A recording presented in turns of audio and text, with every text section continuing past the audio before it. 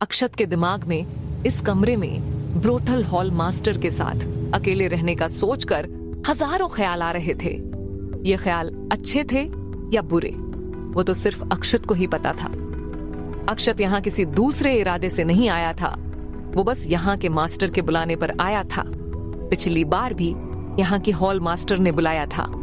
उसे यहाँ पर उस समय आना तो नहीं चाहता था, क्योंकि ये जगह को बहुत अच्छी जगह तो है नहीं, लेकिन वो एक डॉक्टर भी है, तो उसे किसी को बचाना उसकी ड्यूटी है। इसलिए ही वो यहाँ ब्रोथल में चला आया था। वो सभी लड़कियां मास्टर के सामने सिर झुकाकर बाहर जाने लगती हैं। दूसरे नंबर की ब्रोथल हॉल की क्वीन, जिसने कि अक्षत को अपने बाहों में भर लिया था, वो अक्षत को आंख मारकर थम्स अप करके मुस्कुराते हुए बाहर चली जाती है। उसे देखकर ऐसा लग रहा था कि जैसे मानो कि वो अक्षत को इसके लिए चीयर कर रही हो। अक्षत तो तुरंत ही शर्माते हुए अपना चेहरा दूसरी तरफ कर लेता है। अब कमरे में सिर्फ अक्षत और वो ब्रोथल हॉल मास्टर ही बचे हुए थे। तभी मास्टर अपने हाथ में लिया कोई टोकन तोड़ देती है, जिससे कि पूरे कमरे का फॉर्मेशन एक्टिव हो जाता है। दरअसल ये टोकन फॉर्मेशन की चाबी है, जिसके टूटते ही फॉर्मेशन एक्टिव हो जाती है। इस फॉर्मेशन की खासियत यह थी कि यह अंदर की किसी भी आवाज और एनर्जी को बाहर नहीं जाने देती है। बाहर जो लड़कियां दरवाजे पर कान लगाकर सुनने की कोशिश कर रही थीं, उनका ऐसा करना अब बेकार हो गया था। अक्षत तो वो फॉर्मेशन टोकन को तोड़ते ही समझ गया था कि यह कौन सी फॉर्मेशन है। ऐसे ही उसने फॉर्मेशन में मास्टरी नहीं कर रखी थी। वो समझ गया था कि यह एनर्जी और साउंड सीलिंग फॉर्मेशन है, जो यहाँ की आवाज और एनर्जी न ही बाहर जाने देगी और न ही अंदर आने देगी। अब तो उसका गाल धीरे धीरे लाल होना शुरू हो गए थे, क्योंकि उसके दिमाग में वही चल रहा था जो कि इस समय सभी लड़कों के दिमाग में चल सकता था। वो सोचता है इसने आवाज को बाहर जाने से रोकने वाला फॉर्मेशन लगाया, ताकि कोई आवाज बाहर ना जा सके। इसी के साथ अक्षत के दिमाग में कुछ इमेज बनने लगते हैं। कमरे में अब बिल्कुल शांति थी। अक्षत को कुछ भी बोलने की हिम्मत ही नहीं हो रही थी। उसके दिल की धड़कन काफी तेज हो गई थी। वैसे किसी लड़की के साथ अकेले पहली बार था। तभी मास्टर अपना नकाब हटाती है। उसे देखकर तो अक्षत का दिल तो जैसे बाहर ही आ गया था। वो अब हॉल मास्टर को बड़ी ही ध्यान से एकटक देखे जा रहा था। वो इतनी खूबसूरत थी कि उनके आगे खूबसूरती भी शर्म आ जाए। अक्षत सोचता है, मुझे तो अब समझ आ रहा है कि लोग इन्हें देखने के लिए 50,000 सोने के सिक्के देने को क्यों तैयार रहते हैं। ऐसी बला की खूबसूरत लड़की के लिए तो 1 लाख सोने के सिक्के भी कम हैं। लेकिन मैं यहाँ बिना किसी पैसे दिए ही इनकी खूबसूरती देख पा रहा हूँ। मैं तो लकी हूँ। तभी एक मधुर आवाज आती है, अक्षत सर, आपका देखना हो गया हो तो हम बात कर ले। अक्षत अपनी नजरें दूसरी तरफ कर लेता है। वो तो जैसे भूल ही गया था कि वो कहाँ खड़ा है और किसे देख रहा है। वो कहते हैं, हाँ बताइए क्या बात है। अक्षत बहुत नर्वस था। उसके पैर हल्के हल्के कांप रहे थे। वो यह भी सोच रहा था कि अगर मास्टर उसे कुछ भी करने को कहेगी तो वो मान जाएगा, क्योंकि ऐसी खूबसूरत हॉल मास्टर शायद ही कभी उसे मिले। तभी वो मास्टर वहां लगे बेड पर बैठ जाती है और अपने ऊपर के कपड़े उतार देती है। उसके अपना चेहरा दूसरी तरफ कर रखा था। अक्षत की तरफ वो सिर्फ पीठ करके बैठी थी। अक्षत तुरंत ही अपना चेहरे पर हाथ रख लेता है और दूसरी तरफ मुड़ जाता है और कहता है, मैं अभी तैयार नहीं हूं ये सब करने के लिए। मास्टर की आवाज आती है, एक बार आप इस तरफ देखिए तो सही, आपको ये करना ही होगा। अक्षत उस तरफ मुड़कर अपने हाथों के उंगलियों के बीच से देखता है कि एक लड़की सामने बैठकर उसकी तरफ अपना पूरा पीठ खोले हुए बैठी है। उसके बाल उसके पीठ के एक बड़े भाग को ढक रहे थे। अक्षत तो यह देखते ही रह जाता है। उसका दिमाग उसे यह देखने से मना कर रहा था। वह उसे लॉजिकल बनने को कह रहा था और कह रहा था, लड़कियां मुसीबत लाती हैं, तुम्हें दूर रहना चाहिए और कुछ भी नहीं देखना चाहिए। लेकिन उसकी दिल और आंखें तो दिमाग की बातों को ऐसे इग्नोर कर रही थीं, जैसे हाथी कुत्ते के भौंकने को इग्नोर कर देता है। उसकी नजर तो उस ब्रोथल हॉल की मास्टर के ऊपर से हट ही नहीं रही थी। ये तो होना ही था। आखिर वो है तो लड़का ही, तो वो अपने आप को कब तक रोक सकता है। तभी मास्टर फिर से कहती है, प्लीज आप मना मत कीजिएगा, मुझे बस अब आपसे ही उम्मीद है। क्या सिर्फ मुझसे ही उम्मीद है? अक्षत के मुंह से निकलता है। अब उसके दिमाग में ठरकी ठरकी चीजें चल रही थी। हालांकि अक्षत है तो बहुत सीधा और थोड़ा कठोर, लेकिन वो अब यहाँ पिघल रहा था। वो अब अपने नीचे देखता है तो उसकी ठरकपन साफ साफ मालूम पड़ रही थी। अक्षत अब धीरे धीरे हॉल मास्टर के पास जा रहा था। तभी मास्टर अपने बालों को आगे कर लेती है, जिससे कि उसका पूरा पीठ दिखाई दे रहा था। अक्षत का तो चेहरा ही पूरा लाल हो जाता है। उसे अब कमरे में गर्मी लगने लगती है, लेकिन तभी उसका ध्यान उसके पीठ पर बनी बैगनी रंग के सिक्के के साइज के बने निशान पर जाता है। वो उसे देखकर तुरंत ही पहचान जाता है। वो बड़बड़ाता है, ये तो जीवित जहर है। मास्टर को जैसा कि अक्षत से उम्मीद थी, वो देखते ही पहचान गया। वो कहती है, हाँ, ये जीवित जहर ही है। मैंने इसी के इलाज के लिए आपको अपने पास बुलाया है। ये सुनकर अक्षत को थोड़ा निराशा होती है। वो मन ही मन सोचता है, अरे अक्षत, तू ये क्या सोचे जा रहा था? तुम्हें मास्टर ने सिर्फ अपना इलाज करने के लिए बुलाया था और तू तो किसी और ही ख्याल में डूब गया था। ठरकी कहीं का, शर्म कर कुछ अपने आप पर। मास्टर कहती है, क्या आप इसका इलाज कर सकते हैं? जीवित जहर एक प्रकार का ऐसा जहर होता है जिसमें अपनी एक समझ होती है। ये जिसके भी शरीर में होता है, उसकी एनर्जी और कल्टीवेशन को धीरे धीरे खत्म करने लगता है। अगर सही समय पर इसका इलाज न हुआ तो वो व्यक्ति मर भी जाता है। हालांकि ये धीरे धीरे करके अपना असर दिखाती है, जिसकी वजह से और भी खतरनाक होती है और यह शरीर में इधर उधर अपनी इच्छा के अनुसार घूमता रहता है। यही इसकी सबसे बड़ी विशेषता है, जिसके कारण इसे शरीर से बाहर निकालना बहुत ही मुश्किल हो जाता है। ब्रोथल हॉल की मास्टर ने इसे कई डॉक्टर को दिखाया, बड़े से बड़े और मशहूर से मशहूर डॉक्टर को, लेकिन कोई भी इसका इलाज नहीं जानता था। कुछ तो इसे पहचान भी नहीं पा रहे थे। ये जहर जब उसके शरीर में गया था, तब से उसकी कल्टीवेशन घटने लगी थी। उसने कई लोगों को दिखाया, लेकिन कोई जानकारी नहीं मिली। फिर वो इस ब्रोथल हॉल में आ गई। ब्रोथल हॉल के कनेक्शन और यहाँ आने वाले दूर दूर के लोगों से शायद उसे कुछ इस बारे में पता चल जाए, ऐसा उसने सोचा था। लेकिन यहाँ पर भी 2 साल से काम करने के बावजूद उसे कुछ भी इलाज नहीं मिला। लेकिन जब पिछली बार यहाँ अक्षत एक लड़की का इलाज कर रहा था और उस लड़की की रिकवरी कुछ ही घंटे में हो गई, ये देख तो उसके मन में एक उम्मीद की किरण जगी कि शायद उसका भी इलाज हो सकता है। लेकिन उसने इस पर कोई जल्दीबाजी नहीं की, बल्कि काफी सोच विचार किया। ये उसका एक बड़ा सीक्रेट था, जिसे उसके अलावा कोई नहीं जानता था। यहाँ तक कि जिन डॉक्टर से वो मिली थी, वो भी नहीं उसे पहचानते थे। वो उन सब से अपना चेहरा छुपाकर या भेस बदलकर मिलती थी। कुछ दिनों से ये जहर उसे और दर्द देने लगा था। जब से यह उसके हाथों से अपनी जगह बदलकर उसके पीठ की ओर चली गई थी। अक्षत अब कुछ सोचते जा रहा था। फिर वो कहता है, हाँ, इलाज तो है मेरे पास, लेकिन वो बहुत कठिन है और दर्दनाक भी। ये सुनकर तो मास्टर के चेहरे पर खुशी की लहर दौड़ जाती है। वो इसके लिए कितने दिनों से परेशान थी। उसने तो कई रात दर्द में बिना सोए बिताई थी। उसने इसके लिए कितने पैसे और टाइम खर्च किए, और आज देखो उसे इसका इलाज मिल गया। लेकिन वो अपने आप को ज्यादा एक्साइटेड नहीं दिखाती, बल्कि अपने आप को शांत रखती है। वो कहती है, वह इलाज कैसा भी हो, आप प्लीज कर दीजिए। अक्षत कहता है, ठीक है, फिर इलाज मैं आज से ही शुरू करता हूँ। आप बस जैसे बैठी हैं वैसे ही बैठी रहिए। वो हाँ में सिर हिला देती है। अक्षत अब अपने थैले से कुछ निकालने लगता है। उसमें से उसने कुछ मेडिसिन और कुछ काली कांच की छोटी बोतल निकाली थी। उसने कुछ मेडिसिन अपने हाथ में लेकर वो मास्टर के पीठ पर लगाने जा रहा था, लेकिन उसके हाथ कांप रहे थे। पहली बार वो किसी लड़की की बॉडी को ऐसी जगह पर छूने जा रहा था।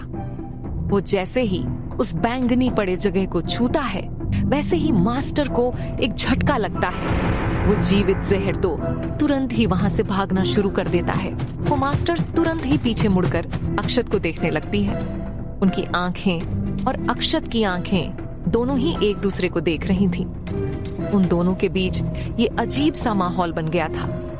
वो अब अपना चेहरा दूसरी तरफ कर लेती है। उसे अंदर से पता नहीं क्यों ऐसा लग रहा था कि जैसे वह जीवित जहर अक्षत के छूने से ही बहुत डर गया हो और वह छिपने की कोशिश कर रहा हो। फिर वो सोचती है ऐसा नहीं हो सकता है, क्योंकि अक्षत सर कोई कल्टीवेटर नहीं है जिनकी एनर्जी से ऐसा हो सके। वो अब आगे चेहरा किए रहती है और अक्षत अपनी ठर की भावनाओं को दबाए हुए उसके पीठ पर कुछ मेडिसिन लगा रहा था। सामने मास्टर का पूरा चेहरा ही लाल पड़ गया था। उसे बहुत शर्म आ रही थी। अक्षत अब कुछ सुइयां निकाल लेता है और फिर उसे उन काले कांच के बोतल के द्रव में डुबोकर उसके पीठ में कई जगह लगा देता है। अक्षत ब्रोथल हॉल मास्टर के पीठ में सुइयां चुभो रहा था तो मास्टर को बहुत दर्द होता है। वो दर्द से अपनी मुट्ठी कस लेती है। अक्षत ने जो मेडिसिन पहले लगाई थी वो अब काम करना शुरू कर रही थी। वो इन सुइयों की मदद से इस पर लगी द्रव के साथ अंदर जाने लगती है, जिसकी वजह से मास्टर को असहनीय दर्द हो रहा था। उसका चेहरा पूरा दर्द से लाल हो गया था। अक्षत कहता है, मैंने आपके शरीर में एक दूसरा जहर डाल दिया है। ये जहर उस जहर को खत्म करती रहेगी और उन दोनों को लड़ाई से जो भी नुकसान होगा वो यह मेडिसिन ठीक करती रहेगी। ऐसा 2 बार और करना होगा, पर वो कुछ दिनों बाद करना होगा। ये दूसरा जहर अक्षत ने खुद तैयार किया था। ये जहर वैसे था तो बहुत घातक। इसकी थोड़ी सी भी मात्रा किसी भी बड़े से बड़े बीस्ट की जान लेने के लिए काफी थी। लेकिन अक्षत ने इसको कुछ हर्ब्स के साथ मिलाकर रखा था ताकि इसकी क्षमता कुछ घट जाए। ये जहर जहर के लिए भी घातक थी, खास करके ऐसे जहर के लिए जिनमें समझ होती है, मतलब जीवित जहर जैसे जहर के लिए। अक्षत का जहर उनकी समझ को ही खत्म कर देता है। मास्टर को अक्षत का दिया गया जहर अंदर जाकर उन्हें ऐसा दर्द दे रहा था मानो कि उनकी नसें और नाड़ियां को वो फाड़ना चाहता हो। लेकिन मास्टर ने एक बार फिर कोई आवाज नहीं की, भले ही उन्हें कितना भी दर्द हो रहा था। ये दर्द इस जीवित जहर के दर्द से तो कम ही था, जो उसे कभी कभी धीरे धीरे करके दर्द दे रही थी और वो धीरे धीरे अपने मौत के करीब जा रही थी। अक्षत को लगा कि कहीं वो दर्द से बेहोश तो नहीं हो गई है। ऐसा तो हो सकता था। वो कहता है, हॉल मास्टर, लेकिन कोई जवाब न मिलने पर वो धीरे से उनकी पीठ को उंगली से टच करता है तो हॉल मास्टर उसे पीछे मुड़कर देखने लगती है। अक्षत ये करके दूर हो गया था, मानो वो डर रहा हो। हॉल मास्टर कहती है, क्या हुआ, आप ये क्या कर रहे हैं? अक्षत अब क्या जवाब देता कि वो तो बस चेक कर रहा था कि कहीं वो बेहोश तो नहीं हो गई है। वो कहता है, वो बस मैं आपके बॉडी का टेम्परेचर चेक कर रहा था, कहीं वो कम तो नहीं हो गया है, लेकिन वो सही है। वो देख पा रहा है कि मास्टर का पूरा चेहरा दर्द की वजह से अजीब सा और लाल पड़ा हुआ था। वो पूरा पसीने से भीग गई थी। हॉल मास्टर का अब धीरे धीरे दर्द कम हो रहा था। हालांकि उनके पीठ में अभी भी सुइयां लगी हुई थी, जिसके जरिए वो मेडिसिन्स उनके शरीर में जा रही थी। अक्षत कहता है, आप इतनी देर तक बिना आवाज किए इसे सह पाई, इसका मतलब आपके बारे में कल्टीवेटर होने वाली बात सही है। मास्टर कहती है, हाँ, मैं मार्शल लेवल 9 की एक कल्टीवेटर थी, लेकिन इस जीवित जहर की वजह से मेरा कल्टीवेशन 2 सालों में घटकर मार्शल लेवल 4 पर आकर रह गई है। अक्षत कहता है, वैसे आप फिर यहाँ आकर ब्रोथल हॉल में क्यों काम करने लगी? आप तो कल्टीवेटर थी और ऊपर से खूबसूरत भी। आप किसी से भी शादी कर लेती, यहाँ काम करने की क्या जरूरत थी? मास्टर कहती है, मैं जीवित जहर के इलाज के लिए यहाँ काम करती रही थी। यहाँ के कनेक्शन बहुत अच्छे हैं और देखिए, मैं यही हूं तो आज मुझे इसका इलाज मिल भी गया। अक्षत कहता है, ओह अच्छा, लेकिन फिर भी रोज किसी आदमी के साथ। देखिए, मैं आपका इंसल्ट नहीं करना चाहता था, सॉरी, आप मेरी बातों को अनदेखा कर दीजिए। मास्टर मुस्कुराते हुए अक्षत को देखती हैं और फिर कहती है, तो आप मेरे बारे में यह सोचते हैं। मुझे जानकर अच्छा लगा कि किसी को मेरी यहां काम करने से अच्छा नहीं लगा। उसे मेरी चिंता हुई। मास्टर को लग रहा था कि अक्षत उसकी चिंता कर रहा है और वो सही भी थी। अक्षत वाकई उसकी चिंता कर रहा था, क्योंकि वो देख पा रहा था कि वो कितने परेशानी में थी। अक्षत दोनों हाथ हिलाते हुए कहता है, नहीं नहीं, मेरे कहने का वह मतलब नहीं था, मैं बस ऐसे ही कह रहा था। मास्टर कहती है, मैं वो काम नहीं करती हूं। आप तो जानते ही होंगे कि ब्रोथल हॉल में उन कामों के अलावा भी डांस, खेल और संगीत, ये सब भी सुनने देखने के लिए लोग आते हैं। और कुछ लोग तो सिर्फ सुंदर लड़कियों और उनसे कुछ बात करके अपना दिल बहलाने आते हैं। यही नहीं, कई लड़कियां भी यही करने यहाँ आती हैं। अब अक्षत भी क्या करता? उसकी दुनिया में ब्रोथल का मतलब ही सिर्फ वही चीज से था। उसे यहाँ के बारे में थोड़ी पता था कि यहाँ पर ब्रोथल हॉल में उन सब चीजों तो बहुत कम, बल्कि यहाँ तो लोग डांस, संगीत और अपना मन बहलाने आते हैं। तभी मास्टर थोड़ा शर्म के साथ कहती है, और मेरी बॉडी इस तरह से देखने वाले इस दुनिया में आप दूसरे हैं, पहली मेरी माँ है। मास्टर का बस चलता तो वो ऐसे नहीं दिखाती, लेकिन ये जहर ही पीठ की तरफ चला गया था, तो उन्हें ऐसा करना पड़ा। उन्हें शर्म तो बहुत आ रही थी, लेकिन वो कर भी क्या सकती थी? मजबूरी थी ये उनकी। ये सुनकर तो अक्षत का चेहरा लाल हो जाता है। उसके मन में चल रहा था, क्या मैं दूसरा हूं? हॉल मास्टर ने सही ही कहा था। जो लोग उनकी ब्यूटी देखने आते थे वो उनसे एक निश्चित दूरी पर ही मिलते थे। वो उसे छू नहीं सकते थे, बस देख सकते थे और उसके साथ कुछ बातें वगैरह ही कर सकते थे, वो भी अश्लील बातें नहीं। जिन लोगों ने मास्टर को पैसे देकर देखा भी था तो वो बस चेहरा और हाथ पैर के अलावा कुछ भी नहीं देखा था, लेकिन फिर भी किसी को कोई शिकायत नहीं थी। वो उसी से संतुष्ट थे। कुछ लोग तो रोज ही उनसे बात करने के लिए पहुंचे रहते थे। ऐसा उनकी खूबसूरती में जादू था कि लोग उनका दीवाना ही हो जाते हैं। अक्षत अब उनसे उनके बारे में गलत सोचने के लिए माफी मांगता है। मास्टर कहती है, आप माफी क्यों मांग रहे हैं? आपको तो मैं धन्यवाद देना चाहती हूँ कि आपने मेरा इलाज किया, जिसके लिए मैंने दर दर की ठोकरें खाई हैं। आप ना होते तो शायद मैं अगले 1 साल में मर जाती। अक्षत अपना सिर खुजलाते हुए कहता है, ओ अच्छा। उसे नहीं लगा था कि वो कोल्ड बिहेवियर वाली मास्टर उसके लिए तारीफ के शब्द बोलेगी। पिछली बार तो बस एक बार देखकर ही चली गई थी। मास्टर कहती है, वैसे मैं आपको बताना चाहती हूँ कि मेरा नाम वाणी रावत है। आप मुझे वाणी कहकर बुला सकते हैं। हाँ, सिर्फ अकेले में बाहर नहीं। अक्षत यह तो नहीं समझ पाया कि ऐसा क्यों, लेकिन वो हाँ में सिर हिला देता है। वाणी का नाम यहाँ के उससे पहले की ब्रोथल हॉल मास्टर जानती थी, और कोई नहीं। वाणी को पता नहीं क्यों ऐसा लग रहा था कि वो अक्षत से अपने मन की बात कह सकती है। शायद ऐसा इसलिए था क्योंकि अक्षत दिल का बहुत साफ था। अरे तभी तो ब्रोथल हॉल की नंबर 1 ब्यूटी का अपने सामने पीठ खुला देखकर भी कुछ गलत नहीं किया, और कोई होता तो शायद वो इस इलाज के बदले उसका फायदा उठा सकता था। लेकिन अक्षत ने ऐसा नहीं किया। उसके बिना किसी शर्त के उसका इलाज करना शुरू कर दिया। वो अपनी तिरछी आंखों से अक्षत को देखने लगती है, जिसकी वो बस एक साइड को ही देख पा रही थी। अक्षत वहां बैठ कुछ सोच रहा था। वाणी के चेहरे पर एक स्माइल आ जाती है। वो मन ही मन सोचती है, जैसा कि मैंने इनके बारे में सुना था, ये सच में बहुत अच्छे हैं, सबकी मदद करते रहते हैं। करीब आधा घंटा और बीत जाने के बाद अक्षत धीरे धीरे उन सुइयों को निकालने लगता है। तभी वाणी को थोड़ा दर्द होता है, जिससे वो थोड़ा सा हिल जाती है, और अक्षत तो उसे बचाने के चक्कर में अपना एक हाथ पीछे करता है। इतने में उसने दूसरे हाथ में जो सुई ले रखी थी वो उसके पहले हाथ में चुभ जाती है, और उसका खून वाणी के पीठ पर बूंद बूंद करके 2-3 बूंद गिरता है। अक्षत तो उसे तुरंत ही दबा देता है, जिससे उसका ब्लड बहना रुक जाता है। अक्षत का खून जो वाणी के पीठ पर गिरा था वो उन सुइयों के द्वारा किए गए छिद्र से वाणी के बॉडी में जाने लगता है। अक्षत धीरे धीरे करके सारी सुइयां बाहर निकाल लेता है। वो अब अपना सारा सामान समेट लेता है, और वाणी भी अपने कपड़े पहन लेती है।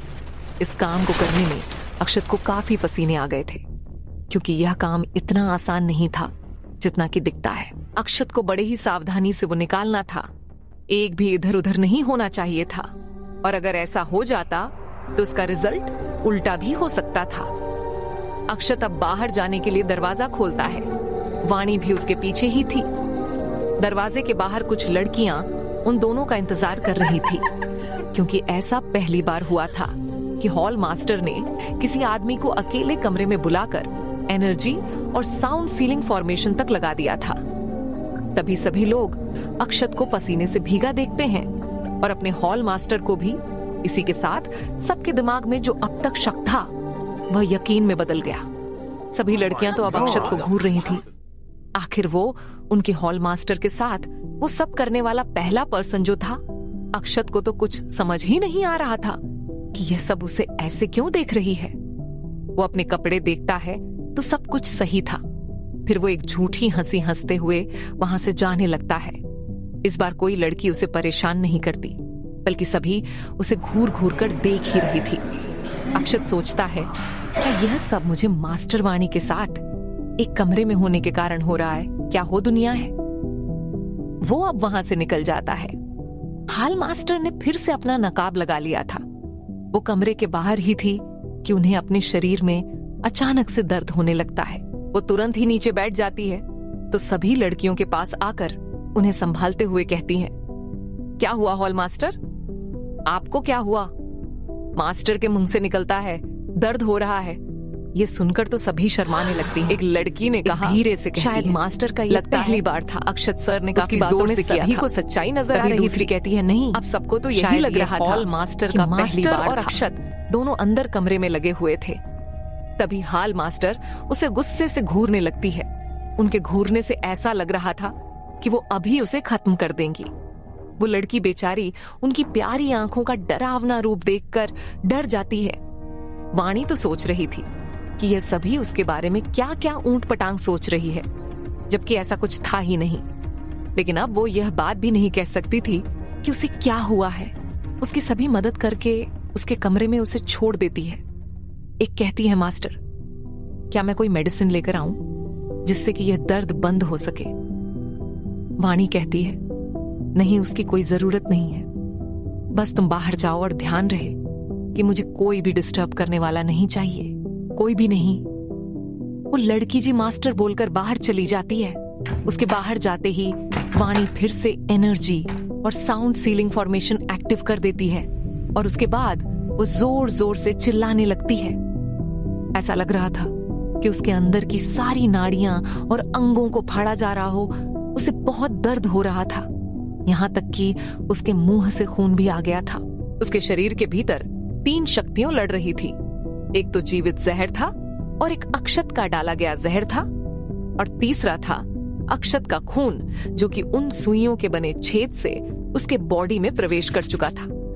अक्षत के खून ने अक्षत के द्वारा डाले गए जहर को जल्द ही खत्म करके अपने अंदर मिला लिया। क्योंकि वो बनाया तो अक्षत ने ही था, तो भला उसके खून के सामने वो क्या ही कर सकता था। वह जीवित जहर इससे डर गया था। वो अब इधर उधर भागकर छिपने की कोशिश कर रहा था, जिसकी वजह से वाणी को बहुत दर्द हो रहा था। लेकिन जल्द ही यह बैटल खत्म हो गया।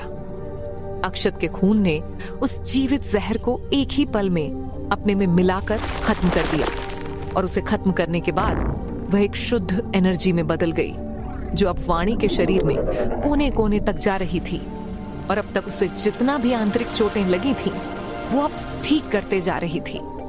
वाणी को तो अब बहुत अच्छा महसूस हो रहा था। अब तक जो वो इतना दर्द से तड़प रही थी, अचानक से अब उसे सब अच्छा लगने लगा। वो जीवित जहर वाणी के कल्टीवेशन और एनर्जी को लेकर काफी ताकतवर बन गया था। लेकिन उसके मरने के बाद वो अब एक अथाह एनर्जी में बदल गया। ये सब वही एनर्जी थी जो उसने वाणी से ली थी। वह एनर्जी वाणी के शरीर में उथल पुथल मचाने ही लगी थी कि वो अक्षत के खून से बनी शुद्ध एनर्जी उसे शांत करके उसका लेवल बढ़ाने लगती है। वाणी का लेवल बढ़ने लगता है। मार्शल लेवल 5 शुरुआती स्टेज, अंतिम स्टेज। मार्शल लेवल 6 शुरुआती स्टेज, अंतिम stage. Marshal level 7, marshal level 8। लेकिन अब भी उसका लेवल बढ़ना रुक नहीं था। उसे तो कुछ समझ ही नहीं आ रहा था कि ये सब क्या हो रहा है, लेकिन वो बहुत खुश थी। इसी के साथ मार्शल लेवल 9 की शुरुआती स्टेज में जाकर उसका लेवल बढ़ना रुकता है। वो यह देखकर बहुत खुश हो जाती है। वो अब अपने पहले के ही लेवल पर आ गई थी। वो शुद्ध एनर्जी अभी भी अपने काम पर लगी हुई थी। वो अब वाणी के शरीर में जमी गंदगी और ब्लॉकेज को बाहर करने लगती है। ये गंदगी और ब्लॉकेज वाणी के द्वारा बचपन से लिए गए मेडिसिन खाने और भी कई तरह से शरीर में आ जाती है, जो समय बढ़ने के साथ साथ बढ़ती ही जाती है और फिर एक समय आने पर ये पूरी नाड़ियों को ही ब्लॉक कर देती है। जिससे कि तब कल्टीवेटर अपना कल्टीवेशन पावर को बढ़ा ही नहीं पाता है। ये ठीक नदी में जमी रेत की तरह ही होती है। जिस प्रकार रेत जमने से नदी का बहाव कम हो जाता है और वो तितर वितर हो जाती है, ठीक उसी प्रकार ये ब्लॉकेज शरीर की नाड़ियों में जमा होकर एनर्जी को पूरे शरीर में सही ढंग से बहने से रोकने लगती है। और जब शरीर में एनर्जी सही ढंग से फ्लो नहीं होती है, तब उस कल्टीवेटर का लेवल बढ़ने रुक जाता है। वो बस उसी लेवल पर अटका रह जाता है और उसे अपने शरीर में कई परेशानियों का सामना करना पड़ता है। कई बार तो इसी वजह से कई कल्टीवेटर के पैर या हाथ या कोई अंग ही काम करना बंद कर देता है। वो शुद्ध एनर्जी इन्हीं सब को बाहर कर रही थी। वाणी के शरीर पर एक हल्की सी काली परत जम गई थी, जिससे कि दुर्गंध भी आ रही थी। ये सब वही गंदगी और ब्लॉकेज थी। अपने पावर को वापस पाकर वाणी तो खुशी से नाचने लगती है। उसे अब अपना शरीर काफी हल्का लग रहा था, क्योंकि अब उसके शरीर में से सारी ब्लॉकेज हट गई थी। उसकी एनर्जी उसके शरीर में अच्छे से बह रही थी। वाणी अब अक्षत को धन्यवाद देने लगती है। उसने न केवल उसका इलाज किया, बल्कि उसने तो उसकी कल्टीवेशन को रिस्टोर करने में भी मदद की। उसके लिए अब अक्षत किसी फरिश्ते से कम नहीं था। जब वो सब जगह से हार मान चुकी थी, तब वो आ गया और न केवल उसका इलाज किया, बल्कि उसकी पावर भी पाने में मदद की। वो भी बिना किसी शर्त के, बिना कुछ मांगे। वो कहती है, आपने मुझ पर बहुत बड़ा एहसान किया है। मुझे नहीं पता कि मैं कभी आपका एहसान उतार भी पाऊंगी कि नहीं। इतना कहने के बाद वो बाहर खड़ी लड़की से अपने नहाने के लिए हर्बल बाथ तैयार करने को कहती है। वो लड़की ऐसा ही करती है। वाणी अब उन हर्बल बाथ टब में लेट जाती है और आंखें बंद कर लेती है। वो अब अक्षत के बारे में सोचने लगती है। उसे न जाने क्यों अक्षत के छूने से एक अलग ही फीलिंग आई थी। तभी वो बड़बड़ाती है, काश मैं अक्षत सर के साथ ये हर्बल बाथ ले पाती। ये सोचते ही उसका चेहरा लाल हो जाता है। वो अब अपना सिर न में हिलाते हुए चेहरे पर हाथ रख लेती है। वो कहती है, ये मैं क्या अनाप शनाप सोच रही हूँ। मुझे यह सब नहीं सोचना चाहिए। नहाने के बाद जब वो जाकर अपना चेहरा सामने दर्पण में देखती है, तो उसकी बॉडी तो अब ग्लो कर रही थी। वो अब किसी नवजात शिशु की तरह बेदाग कोमल हो गई थी। वो यह देखकर हैरान होने के साथ साथ और भी खुश हो जाती है। आज तो न जाने उसे कितनी खुशियां मिलती जा रही थी। वो अब फिर से अक्षत को धन्यवाद करती है। आज हूं, अरे यार मुझे कौन याद कर रहा है। अक्षत रास्ते में चलते हुए बड़बड़ाता है। वो आज बहुत खुश था। आज उसे बस कुछ मेडिसिन और सुइयों से इलाज करने पर 1 लाख सोने के सिक्के मिले थे। वाणी तो उसे और भी दे रही थी, लेकिन अक्षत ने ही लेने से मना कर दिया। उसे वाणी के मजबूरी का फायदा उठाना ठीक नहीं लगा। बस कुछ मेडिसिन और सुइयों के तो 2000 सिक्के भी नहीं होते, तो 1 लाख तो उसके लिए बहुत ही ज्यादा थे। और वाणी के हिसाब से तो ये बहुत ही कम था। ये तो वो बस एक ग्राहक के सी कमा लेती थी। उसने तो इसके लिए न जाने कितने करोड़ सिक्के और खजाने दिए थे। इसमें तो अक्षत के कई साल का खर्चा निकल जाएगा। हालांकि 1 लाख सोने के सिक्के को तो वो लेकर चल नहीं सकता था, क्योंकि उसके पास कोई स्टोरेज रिंग तो थी नहीं, और वो इतना भारी अपने बैग में लेकर थोड़ी घूमेगा। तो वाणी ने उसे उसके बदले 10 स्पिरिट स्टोन दिए। एक लो ग्रेड स्पिरिट स्टोन का स्पिरिट स्टोन 10,000 सोने के सिक्के के बराबर था। ये स्पिरिट स्टोन काफी कीमती होता है। ये भी जमीन से ही निकल जाता है, लेकिन इसकी खासियत ये होती है कि इनमें काफी एनर्जी स्टोर रहती है, जिससे कि कल्टीवेटर सोखकर अपने कल्टीवेशन पावर को बढ़ाने में मदद ले सकता है। इसमें हवा से ज्यादा एनर्जी होती है, तभी यह एक लो ग्रेड की स्पिरिट स्टोन की कीमत 10,000 सिक्कों के बराबर थी। अक्षत अब सोचने लगता है, जब वो उस कमरे से बाहर आ रहा था, तब वाणी ने उससे रिक्वेस्ट की थी कि वो इस जीवित जहर वाली बात को किसी को भी ना बताएं, इसे सीक्रेट ही रखे। वो अभी इतना सोच ही रहा था कि तभी कोई एक मोटा धनी व्यक्ति अक्षत को पीछे से पकड़ लेता है और कहता है, अरे श्रीमान अक्षत, आज आप मार्केट आए हैं, चलिए आप मेरे होटल पर खाना खा लीजिए, वैसे भी आपको भूख लग गई होगी। अक्षत अपने आप को उस मोटे व्यक्ति से छुड़ाते हुए कहता है, अरे खीर चंद्र जी आप। वो खीर चंद्र कहते हैं, अरे श्रीमान अब चलिए, भी बात तो हम रास्ते में कर लेंगे। अक्षत अब उनके साथ चलते हुए कहता है, मैं बस आपके पास ही आ रहा था, कुछ मसाले को लेकर। खीरचंद खुशी से हाथ मलते हुए कहते हैं, क्या सच में? श्रीमान, आप बहुत अच्छे हैं। आप समय रहते ही सब मसाले वगैरह हमारे पास लेकर चले आते हैं। आपके खाना बनाने की पाक कला और इन मसालों से मेरा होटल बहुत चलता है। लेकिन यह सब बातें बाद में होती रहेगी, लेकिन आप पहले चलकर कुछ भोजन कर लीजिए। अक्षत हाँ में सिर हिलाता है। खीरचंद्र हमेशा ही उसके साथ ऐसा ही करते हैं। वो बहुत ही मिलनसार और सज्जन व्यक्ति हैं। वो पहले अक्षत को खाना खिलाते हैं, तब जाकर कोई व्यापार की बात करते हैं। वैसे देखा जाए तो अक्षत की वजह से उनका ये होटल बहुत चलता है। अक्षत ने ही उनके यहाँ के शेफ को खाना बनाना सिखाया था और कुछ नई किस्म की डिश भी। आखिर वो कुकिंग में ऐसे ही मास्टरी थोड़ी करके बैठा है। वो अब अक्षत को एक टेबल के पास लेकर जा ही रहे थे कि एक गिलास उड़ते हुए उनके सामने से जाती है। अक्षत तो इससे बाल बाल बचा था। वो चौंक जाता है। वो उस तरफ देखता है जिस तरफ से यह आई थी। उस तरफ एक 15 से 16 साल का लड़का बड़ी शान से कुर्सी पर बैठा हुआ था। वो अपने सामने के वेटर के ऊपर हंस रहा था। दरअसल इसने उस वेटर के द्वारा लाया गया सारा भोजन पैरों से मारकर नीचे गिरा दिया था और वो वेटर उस गिरे हुए खाने को साफ कर रहा था। ये वेटर भी कोई 15 से 16 साल का ही था। अक्षत उस 15 से 16 साल के लड़के को देख रहा था जो कि वेटर का काम कर रहा था। वो सोचता है, अगर ये मेरी दुनिया में हो रहा होता तो बाल शोषण अधिनियम के तहत खीरचंद्र को 5 से 6 साल की सजा हो जाती। लेकिन इस दुनिया में ऐसा कुछ नहीं बना है। यहाँ तो पावरफुल व्यक्ति अपने से कमजोर को मार भी दे तो कोई कुछ भी नहीं बोलने वाला, चाहे गलती भले ही पावरफुल पर्सन की क्यों ना हो। लेकिन ये तभी हो पाएगा जब उस कमजोर के पीछे कोई पावरफुल पर्सन ना हो। खीरचंद कहते हैं, ये यहाँ फिर से आ गया। ये हमेशा ही इस बेचारे वेटर को परेशान करता रहता है और जब मैंने अपने इस वेटर की मदद करने की कोशिश की तो उसने मेरी मदद लेने से मना कर दिया, यह कहकर कि यह उसका मैटर है तो आप बीच में ना पड़े। तो मैंने भी बीच में पढ़ना बंद कर दिया। वैसे भी ये यंग लोगों का मैटर था। वो लड़का जिसने कि ये सब किया था वो एक शैतानी हंसी के साथ कहता है, अरे क्या ये रेहान मिश्रा नहीं है जो मिश्रा फैमिली का सबसे बड़ा यंग जीनियस लड़का है? तुम यहाँ इस जैसे होटल में क्यों काम कर रहे हो? अपनी स्थिति को देखो, तुम नीचे फर्श को साफ कर रहे हो। कहाँ तुम मिश्रा फैमिली के जीनियस हो? ये सुनकर उसके साथ आए लड़के रेहान के ऊपर हंसने लगते हैं। तभी उससे दूरी पर 2 लोग बैठे थे जो अक्षत के करीब ही थे। अक्षत उन दोनों की बातें बड़े आराम से सुन सकता था।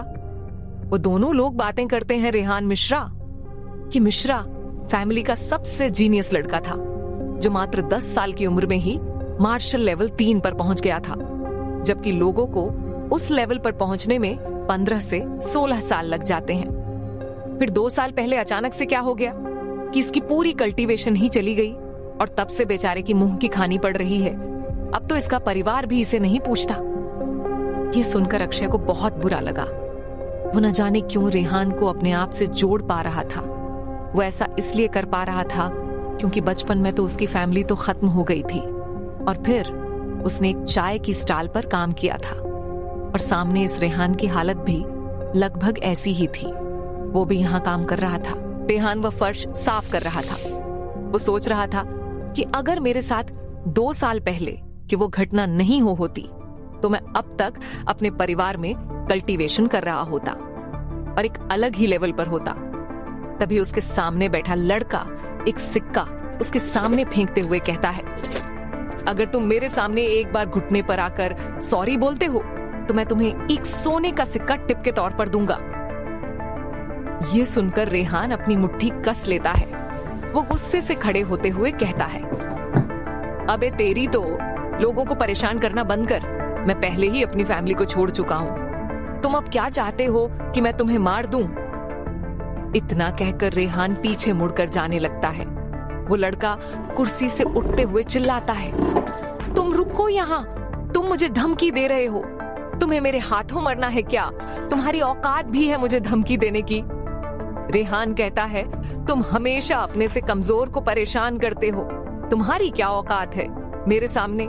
खीरचंद्र अक्षत को रेहान को देखते देख कहते हैं, श्रीमान अक्षत। वो लड़का रेहान बस ऐसे ही अपने आप से बातें करता रहता है कि अगर उस घटिया आत्मा ने मेरा कल्टीवेशन ना लिया होता तो मुझे अपनी फैमिली नहीं छोड़नी पड़ती और मुझे अपनी शादी को भी कैंसिल नहीं करना पड़ता। ऐसा ही कुछ। ये सुनकर तो अक्षत को और भी बुरा लगता है। वो सोचता है, बेचारे की क्या हालत हो गई है, इसे अपनी फैमिली छोड़नी पड़ी और शादी तक तोड़नी पड़ी। दरअसल यहाँ पर जो बच्चे बचपन से ही जीनियस होते हैं, अक्सर बड़ी फैमिली उस फैमिली के साथ अपनी अलायंस बनाने के लिए अपने बेटी या बच्चों की शादी का कॉन्ट्रैक्ट कर लेते और सही समय आने पर शादी हो जाती। ऐसा दोनों की तरफ होता था, चाहे वो लड़का हो या लड़की। अक्षत कहता है, लगता है इसका दिमाग थोड़ा डिस्टर्ब हो गया है। खीरचंद्र कहता है, आप यह सब छोड़िए, आप उस टेबल पर बैठ जाइए, मैं अभी आपके लिए कुछ अच्छी सी डिश भिजवाता हूँ। अक्षत जैसे ही दूसरी तरफ मुड़कर उस टेबल की तरफ जाने वाला था कि रेहान के कंधे हल्के से अक्षत से टकरा जाते हैं। रेहान तुरंत ही अक्षत को सॉरी बोलता है, लेकिन तभी उसके शरीर से एक आत्मा एक झटके के साथ बाहर आ जाती है। ऐसा लग रहा था कि उसे बाहर फेंक दिया गया हो। वो आत्मा अक्षत को देखकर घबरा जाती है। वो डर से कांप रही थी। वो तुरंत ही वहां से तेजी से भाग जाती है। उसके जाते ही रेहान को महसूस होता है कि जिस आत्मा ने उसके शरीर पर कब्जा किया था वो अब जा चुका है। उसके शरीर जो थोड़ा अकड़ा हुआ था वो खत्म हो चुका है। यूज बहुत फ्री महसूस हो रहा था। वो ये देखकर खुश हो जाता है। इसी के साथ वो चिल्लाता है, मैं वापस से सही हो गया, भगवान मेरे साथ है, अब मुझे ऐसे काम नहीं करना होगा। यह कहते हुए उसके आंखों और नाक से पानी आ रहा था। अक्षत सामने यह नजारा देख रहा था। वो तो समझने की कोशिश कर रहा था कि अभी अभी यह लड़का खुश होकर हंस रहा था, फिर यह अचानक से रोने क्यों लगा। वो सोचता है, लगता है ये बहुत उदास है, मुझे इसकी मदद करनी चाहिए। कुछ दुनिया की शब्द बोलूंगा जो मैंने अपने यहाँ कई बड़े बड़े साधु संतों को बोलते देखा है। वो रेहान को उठाता है। रेहान अक्षत को देखता है और फिर सोचता है, वह आत्मा मेरे इनसे टक्कर से डर कर चली गई। इसका मतलब यह जरूर कोई बहुत बड़े पावरफुल पर्सन है। इन्होंने मुझे परेशानी में देखा होगा तो मेरी मदद की। वो तुरंत ही घुटने पर आते हुए अपना सिर जमीन पर पटकते हुए तेज आवाज में कहता है, आपका बहुत बहुत धन्यवाद सर, मैं यह आपका एहसान कभी नहीं भूलूंगा, आप बहुत अच्छे हैं। अक्षत तो उसे अपने सामने ऐसा करते देख चौंक कर 2 कदम पीछे चला जाता है। उसे तो समझ नहीं आया कि इस लड़के को आखिर हो क्या गया है जो यह अपना सिर जमीन पर पटक रहा है। कहीं यह पागल तो नहीं हो गया है? क्या फिर इसने कोई सस्ते नशे तो न कर लिए? हो सकता है कि इसका दिमाग पूरा खराब हो गया हो। रेहान अब भी अक्षत को थैंक यू किए जा रहा था तो अक्षत कहता है, अरे मैं तो बस तुम्हारी मदद करने की कोशिश कर रहा था, तुम ऐसे क्यों कर रहे हो? तुम्हें मेरे सामने ऐसे से झुकने की जरूरत नहीं है। क्या तुम ठीक हो? चलो अब उठ भी जाओ। इतना कहकर अक्षत तो अपना हाथ आगे कर देता है। रेहान अपना सिर ऊपर करता है। वो देखता है कि सामने खड़ा पर्सन बड़े ही प्यार से अपने हाथ उसकी तरफ फैलाए हुए है, मानो वो यह कह रहा हो कि कोई बात नहीं, तुम्हें पूरी दुनिया ने छोड़ दिया है तो क्या हुआ, मैं तुम्हारे साथ हूं, मैं तुम्हें नहीं छोड़ूंगा, एक बार तुम मेरा हाथ तो थामो। ये देखकर तो उसकी आंखों से नदियां बहने लगी। अक्षत तो अब उसे घबरा कर देखने लगता है। वो कहता है, क्या हुआ, मैंने कुछ गलत कर दिया क्या? रेहान अपने आंसू पोंछते हुए कहता है, नहीं, आप बहुत अच्छे हैं। अक्षत के चेहरे पर स्माइल आ जाती है। ये देखकर तो रेहान को ऐसा लगा कि कोई उसे मिल गया है जो उसका साथ दे रहा है। उसकी मुस्कान तो किसी देवता से कम नहीं है, जिसमें दुनिया की खुशी छुपी हुई है और कुछ रहस्य भी। रेहान अक्षत का हाथ पकड़ लेता है और उसके सहारे उठने लगता है। रेहान जब उठ रहा था तो उसे महसूस हुआ कि कुछ तो गड़बड़ है यहाँ पर। तभी वो समझ जाता है कि क्या गड़बड़ है। वो सोचता है, क्या इन महान व्यक्ति के अंदर कोई भी कल्टीवेशन नहीं है? ऐसा कैसे हो सकता है? तभी उसके दिमाग में आता है, नहीं, ऐसा हो ही नहीं सकता। जरूर ये महान व्यक्ति बहुत पावरफुल है कि मैं इनका कल्टीवेशन ही सेंस नहीं कर पा रहा हूँ। मुझे इनके साथ हो जाना चाहिए। ऐसे लोग कहाँ बार बार मिलते हैं। तभी वो लड़का आता है जो कि रेहान को परेशान कर रहा था। वो एक हंसी के साथ कहता है, कचरा कचरा ही होता है, आप उसकी मदद क्यों कर रहे हो? तुम उसकी मदद करके अपना सम्मान नीचे क्यों गिरा रहे हो? कहीं तुम भी कोई कचरा तो नहीं? इतना कहकर वो जोर जोर से हंसने लगता है। ये सुनकर तो रेहान को गुस्सा आ जाता है। उसने उसकी इंसल्ट की कोई बात नहीं, पर वो ऐसे किसी दूसरे को कैसे इसमें इन्वॉल्व कर सकता है? और इसने उसकी इंसल्ट, जिसने की उसकी मदद की, ये तो उसके ईगो पर आ गई थी। रेहान गुस्से से कहता है, अजय तुम मेरी इंसल्ट कर सकते हो लेकिन इनकी नहीं। अजय एक शैतानी हंसी के साथ कहता है, अब मुझे एक कुत्ता समझाएगा कि मुझे क्या करना चाहिए और क्या नहीं। तुम दोनों कचरा हो कचरा, तुम आखिर मेरा क्या ही कर लोगे? तुम्हारी अब वो औकात मेरे सामने नहीं है जिस पर तुम इतनी बड़ी बड़ी बातें कर रहे हो। तभी अक्षत रेहान के कंधे पर हाथ रखते हुए कहता है, तुम शांत हो जाओ, ऐसे गुस्सा मत करो। पहले तुम्हें अपने हाथ में लगी चोट के बारे में सोचना चाहिए। इसमें से खून बह रहा है। ये चोट रेहान को ग्लास के से लग गई थी। जब वो सफाई कर रहा था उस समय वो काफी गुस्से में था, तो उसका इस पर ध्यान ही नहीं गया। लेकिन अब जब वो इसे देख रहा है तो ये चोट उसे काफी दर्द दे रही थी। अक्षत तो उसे एक पिल निकाल कर देता है और कहता है, इसे खा लो, शायद इससे तुम्हें कुछ आराम मिल जाए और ये खून बहना भी बंद हो जाए। रेहान सोचता है, मुझे एक महान पर्सन से यही उम्मीद थी कि वो इन छोटे मोटे झगड़ों में पड़ते ही नहीं है। उनके लिए तो ये सब सिर्फ दो चींटियों में हो रही लड़ाई है बस। रेहान वो पिल देखता है। वो पिल काले रंग की काफी मामूली सी दिख रही थी। उसमें तो एनर्जी का एक कतरा तक उसे महसूस नहीं हुआ और वो देखने में बहुत ही भद्दी थी। मतलब उसे कोई खाना ही नहीं चाहेगा, उसको देखकर ही किसी को उल्टी आ जाए। लेकिन रेहान को अक्षत पर भरोसा हो गया था। आखिर उसने उसकी पहले भी तो मदद की थी। वो जैसे उस पिल को अक्षत से लेता है वैसे ही वो अपने घुटने पर आ जाता है। उसे घुटने पर फिर से आता देख अक्षत चौंक जाता है। उसे नहीं लगा था कि कोई सिर्फ एक मामूली सी पिल देने पर उसका ऐसे धन्यवाद करेगा। अक्षत कुछ भी सोचे, लेकिन बात तो यह थी कि यह पिल इतनी भारी थी कि रेहान तो उसका वजन ही नहीं संभाल पा रहा था और वो नीचे बैठ गया। यूज नहीं लगा था कि ये एक मामूली सी भद्दी दिखने वाली पिल में इतना वजन होगा कि वो उसे उठा ही नहीं पाएगा। वो अक्षत को बड़े ही हैरानी से देख रहा था। उसे तो हैरानी इस बात की हो रही थी कि सामने खड़ा व्यक्ति उसे ऐसे लिए हुए था मानो कि वो एक चींटी से भी हल्की हो। वो अब उसे निगलने में देर नहीं करता और जैसे ही वो पिल उसके शरीर में घुलना शुरू करती है उसके अंदर अपार शक्ति का अनुभव होता है। ऐसा लग रहा था कि उसके शरीर में एनर्जी की सुनामी आ गई हो जो उफान मार रही हो। वो अब उस एनर्जी को अपनी बॉडी में दबा ही नहीं पा रहा था। उसे अब ऐसा लगने लगता है कि उसकी बॉडी अब फटने वाली है।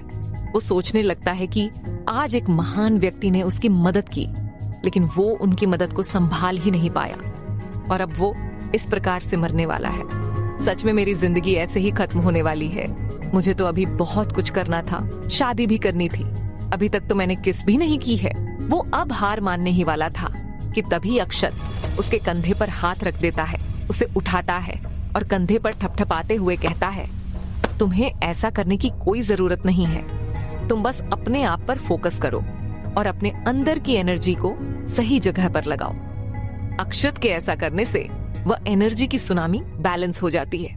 अक्षत के कहने का कुछ और मतलब था, लेकिन रेहान को समझ आया कि वो उसे गाइडेंस दे रहे हैं। वो अब अपनी अंदर की उस एनर्जी पर फोकस करके उसे अपने बॉडी में सर्कुलेट करने लगता है, तो उसे अक्षत के कहने का पूरा मतलब समझ आ जाता है। भले ही अक्षत ने वो दूसरे मतलब में कहा हो, वो अक्षत को फिर से धन्यवाद करता है।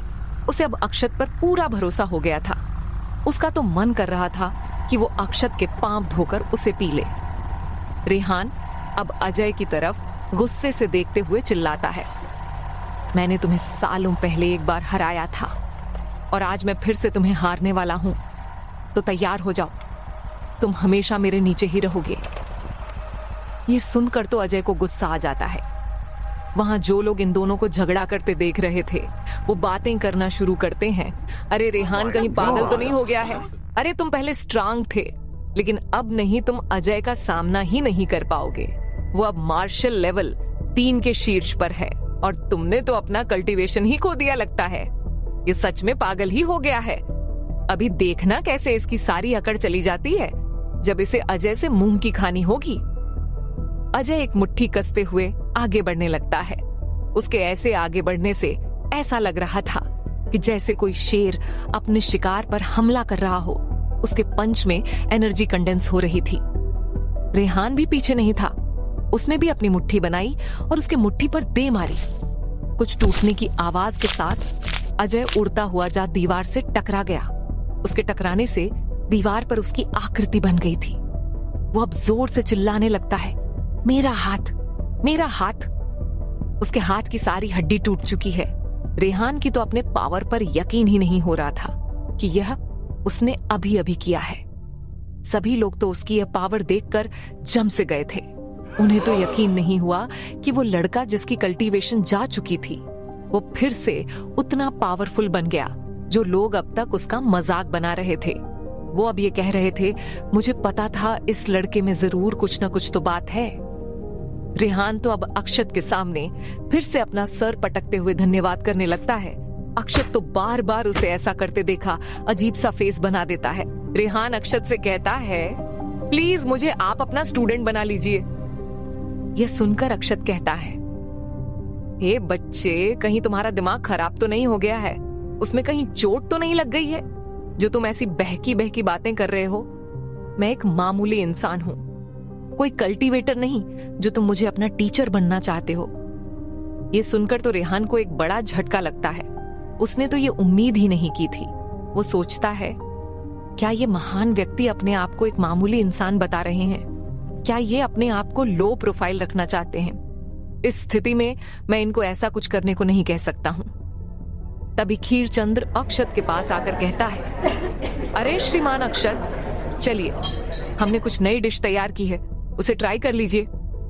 रेहान अपना सिर झुकाते मुस्कुराते हुए सोचता है, अक्षत सर, आज से आप ही मेरे टीचर हैं। आपने जो मेरी मदद की है मैं उसे हमेशा याद रखूंगा।